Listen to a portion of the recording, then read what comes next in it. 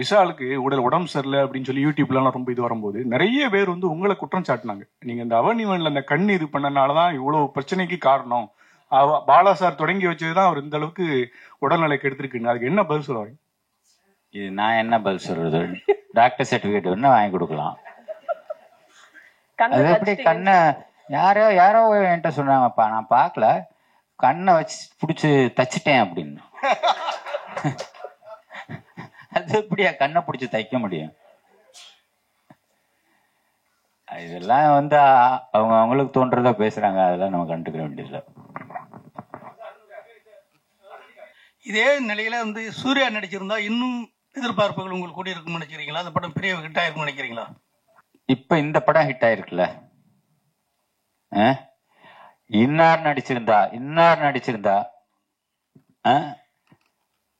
Amitabh Bachchan நடிச்சிருந்தா,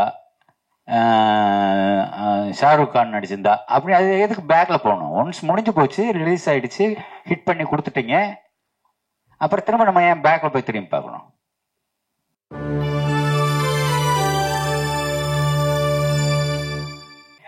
sir எப்படி அப்படியே இருக்கீங்க அப்படின்னு சொல்லி ஒரு கேள்வி சார்.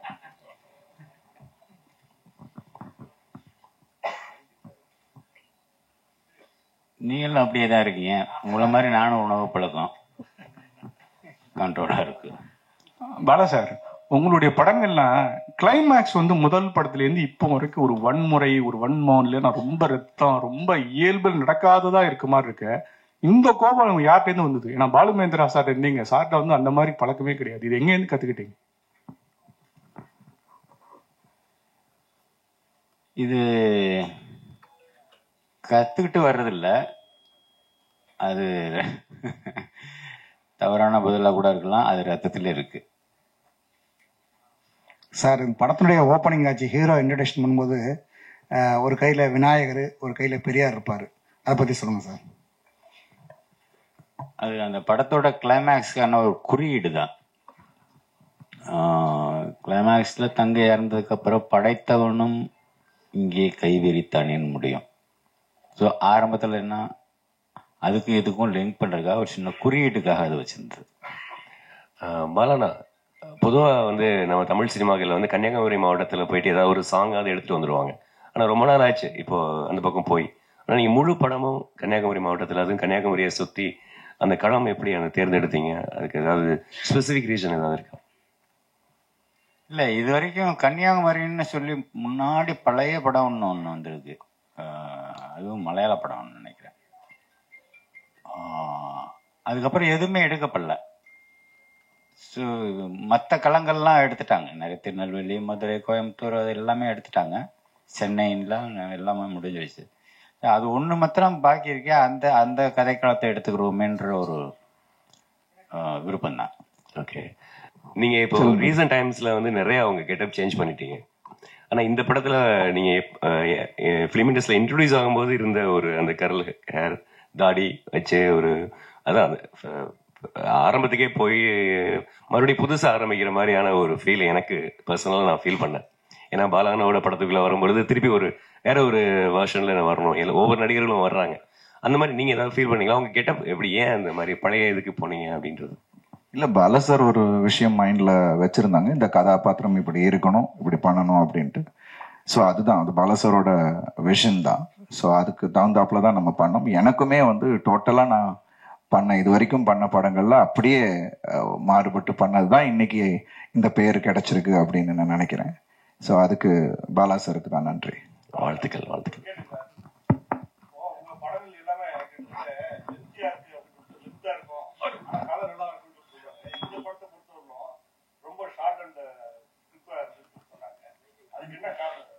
ரெண்டு மணி நேரம் 5 நிமிஷம்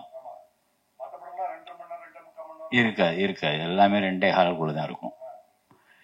இது வந்து கதை சொல்லப்பட்ட விதம், குறிப்பா செகண்ட் ஹாஃப், அது கொஞ்சம் ஃபாஸ்டா போகும்னா அப்படி அமைஞ்ச காட்சியில் அடுத்தடுத்து அப்படி அமைஞ்சதுனால அது உங்களுக்கு வந்து ரொம்ப சின்ன படம் மாதிரி தெரியுது. ஆமா, அது ஃபாஸ்டா போறதுனால அது உங்களுக்கு தெரியல. சார் இங்கே சார் வாழ்த்துக்கள் முதல்ல படத்துக்கு. இந்த ஸ்டோரி வந்து ரியல் இன்ஸ்பிரேஷனா சார்? ஏதாவது நீங்க பார்த்ததா, இல்ல பேப்பர்ல மாதிரி வந்து தகவல் அடிப்படையிலையா? அப்புறம் பர்டிகுலரா ஹீரோவுக்கு அந்த மாதிரி டெஃபண்ட் அப்பா வச்சதுக்கான காரணம் என்ன சார்? அந்த இன்சிடென்ட் வந்து ரியலாக நடந்தது. ஆனால் சென்னையில் தான். ஆனால் நான் அந்த ஸ்கூல் பேர் சொல்ல முடியாது. அந்த பிளைண்ட் ஸ்கூல், ஒரு பிளைண்ட் ஸ்கூலில். ஒரு அடுத்து என்ன கேட்டீங்க? ஏன் பேச வைக்காத ஒரு ரோல் கொடுத்துருக்கீங்க? அவருக்கு வந்து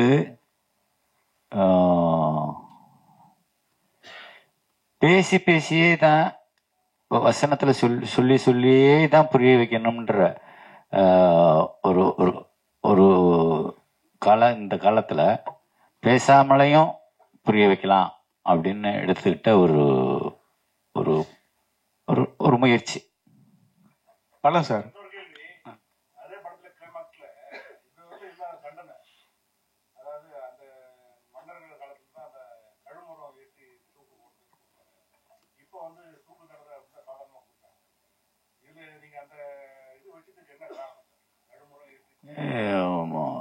அந்த கதாபாத்திரம் வந்து தூக்கு தண்டனை கொடுக்குற அளவுக்கு சுப்ரீம் கோர்ட் நீதிபதி இல்ல.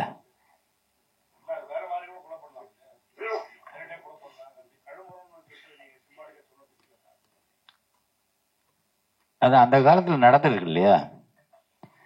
அந்த இடத்துல அது நடந்துருச்சு, அப்படிதான் எடுத்துக்கணுமே தவிர அதுக்கு ஒரு காரணம் என்ன அப்படின்றது நம்ம தேட வேண்டியதில்லை. பாலா சார், உங்க படங்கள்ல பழைய படங்கள் பார்த்தாலும் இந்த படம் தான் பார்த்தாலும் ஒரு கிறிஸ்டியானிட்டியை வந்து கிண்டல் பண்ணுவீங்களா, விமர்சனிக்கீங்களா, இல்ல வேற பண்ணுவீங்களா தெரியல ஒண்ணு. அப்புறம் நடிகர் திலகம் சிவாஜி கணேசன் இந்த பட கேரக்டரும் சரி, அவனி வண்டியும் ஒரு நடிக்கிற மாதிரி வரும். அது வந்து உங்களோட ஒப்பீனியன் என்ன சொல்ல வரீங்க நடிகர் திலகத்தையும் கிறிஸ்டியானிட்டி? கிறிஸ்டியானிட்டிய சும்மா ஏதோ சட்டையர் பண்றன்ற மாதிரி நீங்க அதை தவறா எடுத்துக்கிற கூடாது. அந்த ஒரு பாட்டை கேட்டு பாருங்க, ஆடியோல அந்த சின்ன பொண்ணு தங்கச்சி பாடுற பாட்டை கேட்டு பாருங்க, அப்படி சொல்லவே மாட்டீங்க. முழு பாட்டையும் கேட்டீங்கன்னா சொல்ல மாட்டீங்க. நடிகர் திலகம் சிவாஜி கணேசன் என்ன எதுல வந்தாரு இதுக்கு முன்னாடி?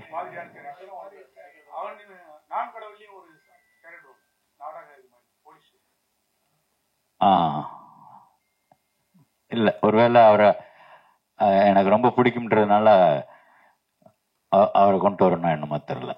டைரக்டர் சார் வந்து கடுமையான தண்டனைகள் வேணும், இங்கேதான் கடுமையான தண்டனைகள் வேணும் அப்படின்னு நினைக்கிறீங்களா? ஏன்னா அரபு கண்ட்ரில இந்த மாதிரி தண்டனை இருக்குது, அது மாதிரி இந்த படத்துல சொல்லியிருக்கீங்களே. இதை விட கடுமையான தண்டனை கொடுக்கணும் அப்படிங்கறதுதான் என்னோட ஆசை.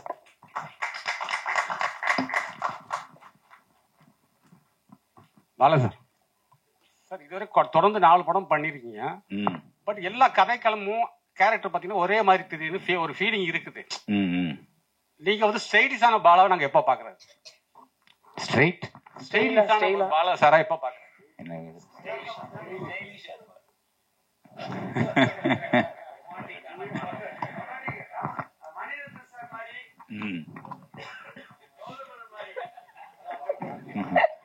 ஆமா, அப்படி ஒரு படம் எடுக்கலாமே.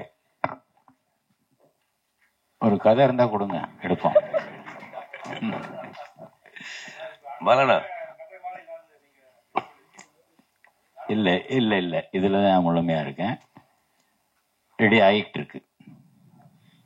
பாலனா ஆக்சுவலா அந்த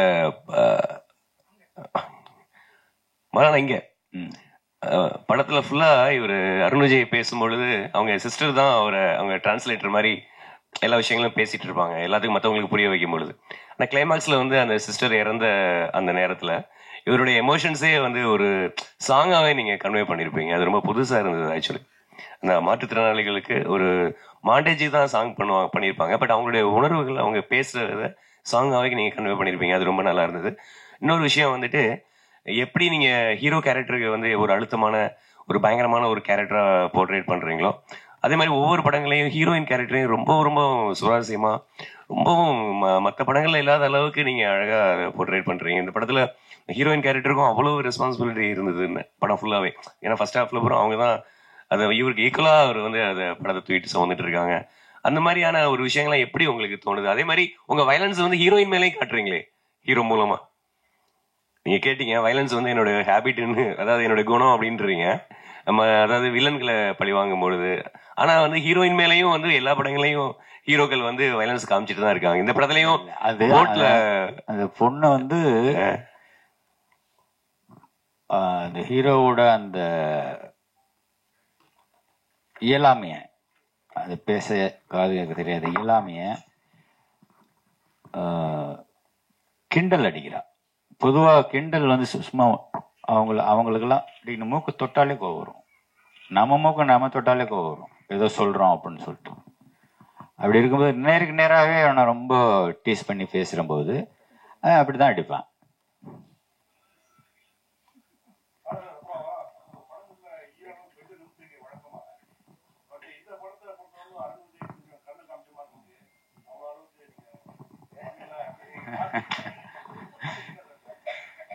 இல்ல இல்ல, தனிப்பட்ட கருணை எல்லாம் ஒண்ணும் கிடையாது.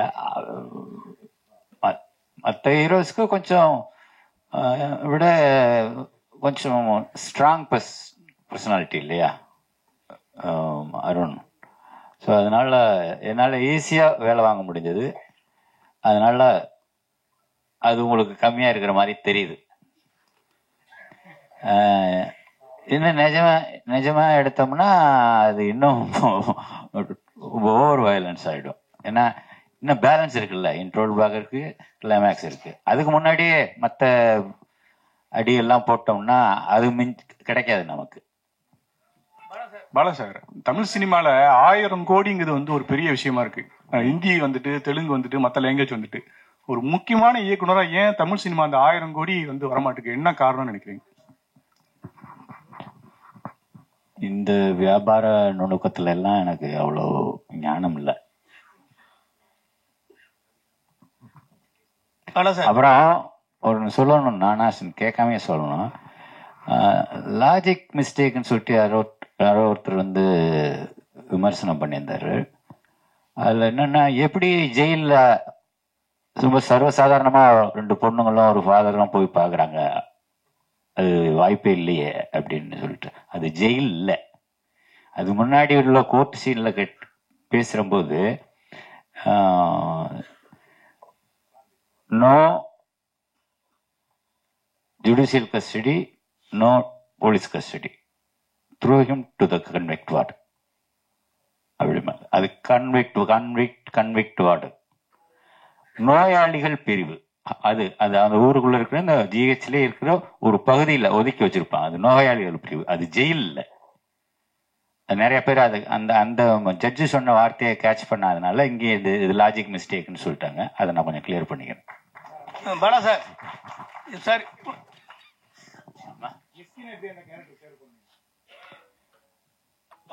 மிஸ்கின் எனக்கு இந்த ஓனாயம் மாட்டுக்குட்டியில இருந்தே எனக்கு அந்த அந்த இதுல பரியல் கிரவுண்ட்ல ஒரு மெழுகு மத்திரம் ஏற்றி வச்சுட்டு பேசுற ஒரு லெங்தி ஷாட்டு, ஒரே ஷாட்ல ஒரே டேக், அப்ப இருந்தே நான் ரொம்ப கூட சேர்ந்து படம் பண்ணிடணும் அப்படின்னு எனக்கு ரொம்ப ஆர்வமா இருந்தேன். அது இந்த படத்துல நிறைவேறிருக்கு. பாலா சார், இப்ப அருண் வந்து இந்த படத்துல சிரமப்பட்டு நடிச்சு படம் சக்சஸ் ஆயிருக்கு, பேசப்பட்டிருக்கு. இதே நிலையில வந்து சூர்யா நடிச்சிருந்தா இன்னும் எதிர்பார்ப்புகள் உங்களுக்கு கூடி இருக்குன்னு நினைக்கிறீங்களா? அந்த படம் பெரிய ஹிட் ஆயிருக்குன்னு நினைக்கிறீங்களா?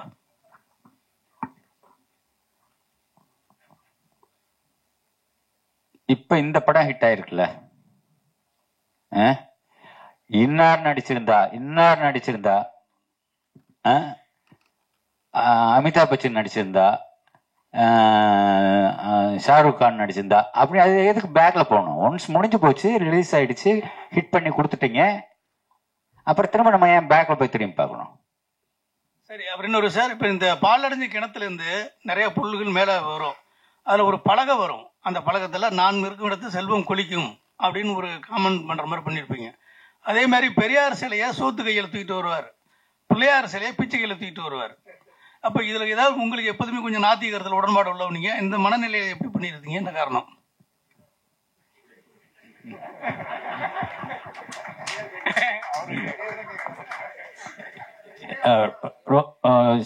சோத்து கை நொட்டாங்கைன்னு சொல்லி ரொம்ப திங்க் பண்ண வேண்டாம்.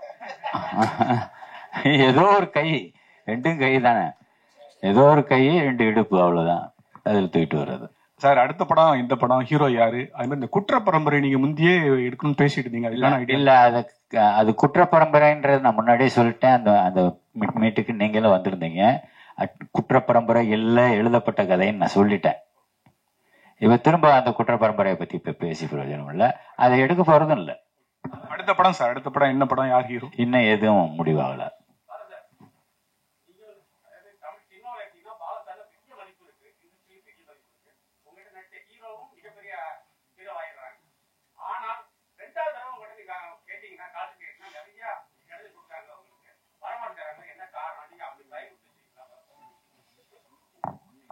என்ன பார்த்தா அவ்வளவு பயமா இருக்கு?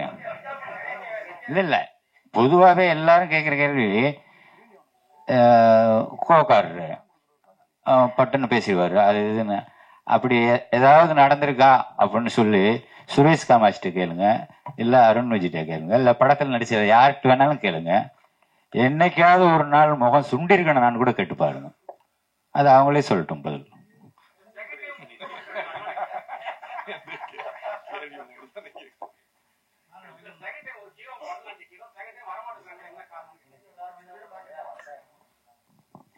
வந்தாங்கள வராம ஏன் இருக்காங்க? நமக்கு வந்து வெரைட்டி, வேற வேற ஆர்டிஸ்ட் கூட ஒர்க் பண்ணா வேற வேற எக்ஸ்பீரியன்ஸ் கிடைக்கும்ல.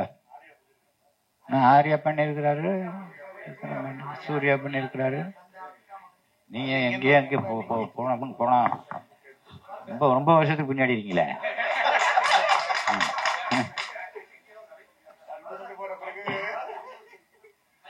அருண் விஜய் சார், நான் ஒரு கேள்வி கேட்கிறேன்.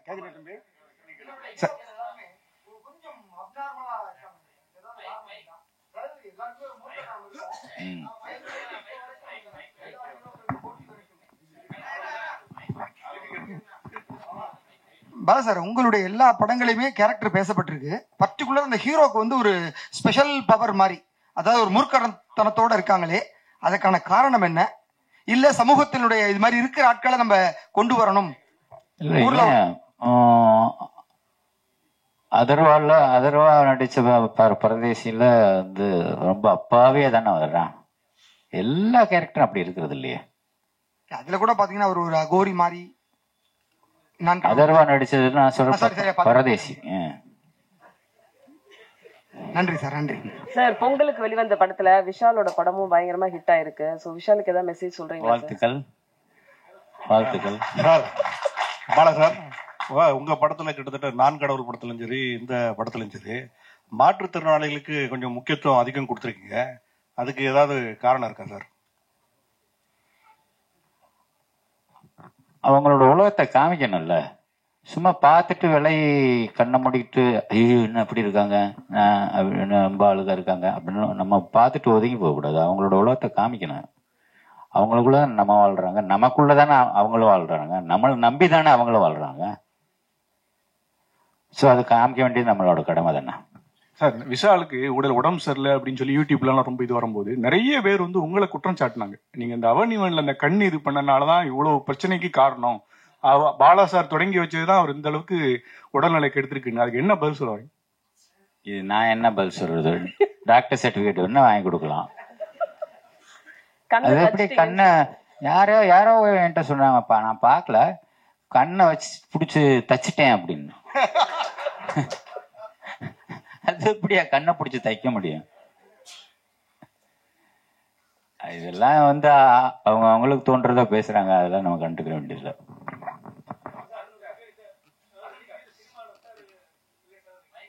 சார், அருண் விஜய் ஒரு கொஸ்டின் சார்.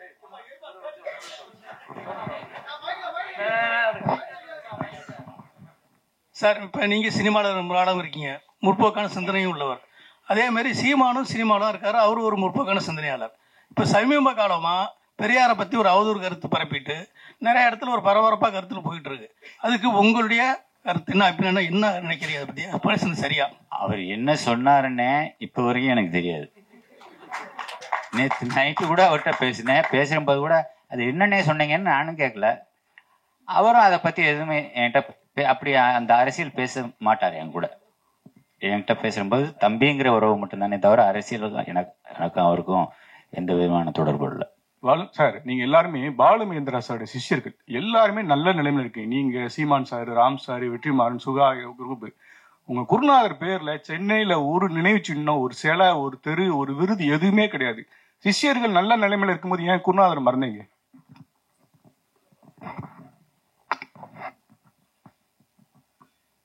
மறந்தீங்கன்னு எப்படி சொல்லலாம்? அவர் தான் நமக்குள்ளே இருக்கிறாரு, எங்களுக்குள்ள எல்லாருக்குள்ளே இருக்கிறாரு.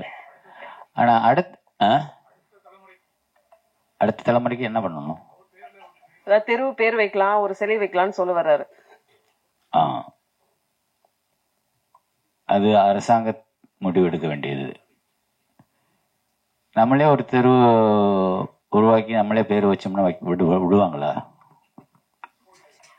அதனால முறைப்படிதான் செய்யணும். சார் அருண் விஜய்கிட்ட ஒரு கேள்வி. அருண்ஜி சார், ரொம்ப நாள் நீங்க எதிர்பார்த்துட்டு இருந்த ஒரு விஷயம் பாலா சாரோட பண்ணணும் அப்படின்னு, அது அமைஞ்சது. என்ன விஷயத்த கத்துக்கிட்டீங்க பாலா சார்ட்டு? இந்த அனுபவம் எப்படி இருந்தது? இல்ல, ஒரு மறக்க முடியாத அனுபவம். ஒவ்வொரு விஷயமும் எனக்கு வந்து இதுல அவ்வளவு விஷயங்கள் கத்துக்கிட்டேன். ஒரு கதாபாத்திரத்தோட ஆழத்தை புரிஞ்சுக்கிறது எப்படி அப்படின்ற ஒரு விஷயம் பாலா சார்ட்டு அது ஒரு விஷயம் கத்துக்கிட்டேன். அதான் எனக்குள்ள இருக்கிறத இது என்னால பண்ண முடியும் அப்படின்னு என் மேலே எனக்கு நம்பிக்கை கொடுத்தது Bala sir. So I think அதுக்கு நான் ரொம்ப நன்றிகள் பாலா சாருக்கு இந்த நேரத்தில். ஸோ எவ்ரிதிங் இன்னைக்கு எல்லாரும் அப்லாட் பண்றாங்க, எல்லாருமே சொல்றாங்கன்னா அது பாலா சார் எனக்குள்ள இருக்கு அப்படின்னு சொல்லிட்டு அதை வெளியில கொண்டு வந்தாரு. So thank you so much Bala sir. உங்கள் கேள்விகளுக்கு நன்றி. பொங்கல் படமாக வந்த வணங்கான் படம் மிகப்பெரிய வெற்றியாக்கிய ஊடகத்தையும் கொண்டு போய் சேர்த்த மக்களுக்கும் படக்குழுவினர் சார்பில் நன்றி. மீண்டும் சந்திப்போம். ஒரு குரூப் போட்டோ. தேங்க்யூ, எல்லாருக்கும் நன்றி. தேங்க்யூ.